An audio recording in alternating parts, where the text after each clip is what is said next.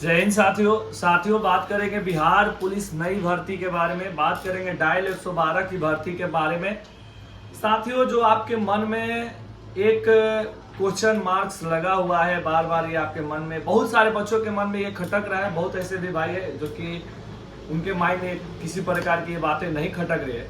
बात मन में ये खटक रही है कि क्या डायल 112 बिहार पुलिस की जो भर्ती है 21,391 जो पदों पर आने वाली है, जिसका कि रोस्टर भी क्लियरेंस हो चुका है, और वो भर्ती अब तक की बिहार में पुलिस कांस्टेबल की सबसे बड़ी भर्ती होने वाली है।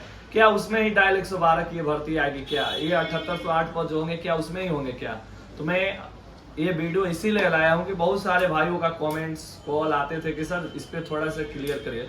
तो मैं आप सभी को ये क्लियर कर रहा हूँ और एक क्लियर बता रहा हूँ कि जो बिहार पुलिस की भर्ती होगी वो बिल्कुल ही अलग रहेगी, और डायल 112 की जो भर्ती होगी वो बिल्कुल ही अलग आएगी। यानी इनकी सीटों की संख्या अलग रहेगी, उनकी सीटों की संख्या अलग रहेगी। यानी आपको दो मौके मिलेंगे। बिहार पुलिस की जो भर्ती आई उसमें भी आप फॉर्म भर सकते हैं, और डायल 112 की जो भर्ती आएगी स्पष्ट रूप में सुने तो उसमें भी आप फॉर्म डाल सकते हैं। डायल 112 में एसआई के भी जो पद आएंगे उसके भी आप फॉर्म डाल सकते हैं, और जो अलग से फिर एसआई आएगा जो हमेशा आते रहता है उसके लिए भी आप फॉर्म अप्लाई कर सकते हैं। तो जो बच्चों के मन में तरह तरह के क्वेश्चन सवाल चल रहे थे कि सर क्या वैकेंसी आएगी तो क्या डायल 112 ही उसमें आएगा? देखिए, अभी भी डायल 112 का भी रोस्टर क्लियरेंस नहीं हुआ, और हालांकि बिहार पुलिस 21,391 पदों के लिए सारा चीज बिहार पुलिस मुख्यालय ने सीएसपीसी को सौंप दिया है गृह विभाग में।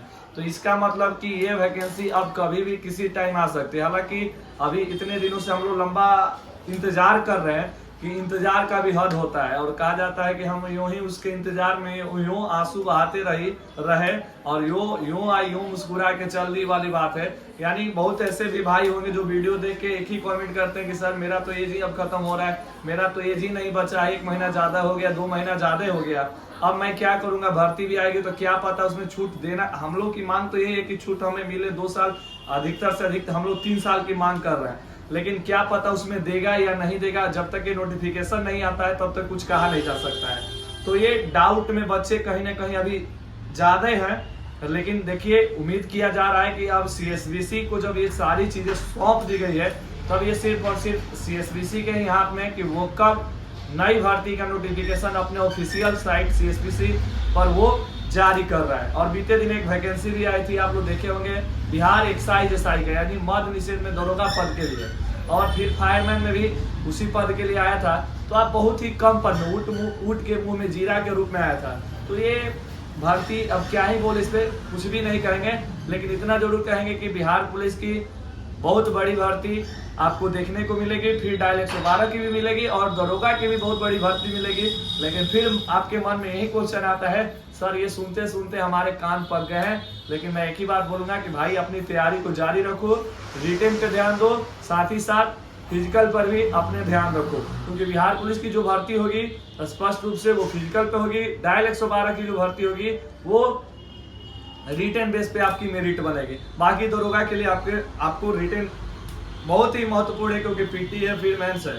तो इसलिए आप सारे भाई ईमानदारी और निष्ठापूर्वक मेहनत करते रहें, सफलता आपकी कदमों को अवश्य चुमेगी। वीडियो का मकसद एक ही था कि बहुत बार कॉल कमेंट्स आ रहे थे कि सर इसको क्लियर करिए कि क्या एक ही में ये वैकेंसी आएगी, क्या हम वो दोनों फॉर्म डाल सकते हैं, नहीं डाल सकते हैं।